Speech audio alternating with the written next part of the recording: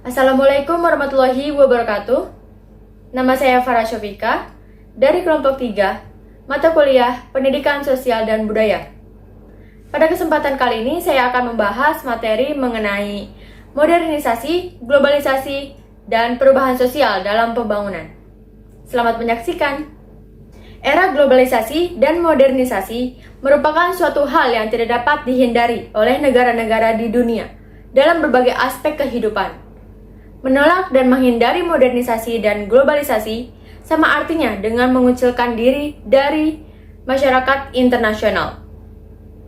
Kondisi ini tentu akan menyulitkan negara tersebut dalam menjalin hubungan dengan negara lain.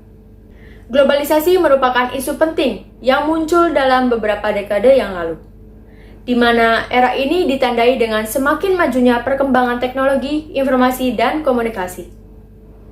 Globalisasi sendiri merupakan konsep yang berkaitan dengan internasionalisasi, universalisasi, liberalisasi, dan westernisasi. Selain itu, globalisasi menyebabkan terjadinya kompleksitas, isu, dan nilai yang menyebar dan menjadi universal. Tidak bisa dipungkiri lagi bahwa globalisasi dan modernisasi tidak hanya membawa dampak positif yang berupa pembangunan dan kemajuan, tetapi juga membawa dampak negatif yang berupa masuknya budaya asing dengan cepat di suatu negara, terutama negara Indonesia. Transformasi budaya yang masuk pada kenyataannya malah bisa menghilangkan budaya asli yang ada di suatu negara, sehingga kebudayaan asli negara tersebut akan perlahan hilang. Perubahan sosial ini pada akhirnya akan bisa menciptakan budaya baru yang bisa jadi sangat bertolak belakang dengan budaya asli negara asal, karena sudah memasukkan unsur budaya-budaya asing. Salah satu perubahan sosial budaya yang terjadi di Indonesia, diantaranya budaya hedonisme, di mana budaya ini sesungguhnya merupakan budaya dari negara maju atau budaya barat yang konsumtif. Budaya hedonisme bisa dikatakan sangat mengancam negara Indonesia, dikala budaya ini menjangkiti semua masyarakat di Indonesia, terutama yang berusia muda, sehingga budaya asli Indonesia akan perlahan menghilang. Dengan terjadinya perubahan sosial budaya pada masyarakat usia muda, maka budaya asli Indonesia yang ketimuran, arif, serta santun ke depan hanya tinggal sejarah. Selanjutnya ada faktor yang mempengaruhi perubahan kebudayaan.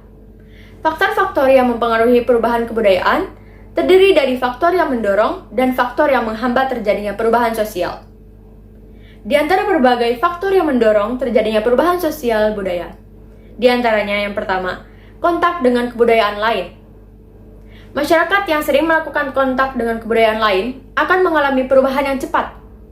Kontak dengan kebudayaan lain ini berhubungan dengan difusi, yaitu proses penyebaran unsur-unsur kebudayaan dari individu ke individu lain, atau dari satu masyarakat ke masyarakat lain.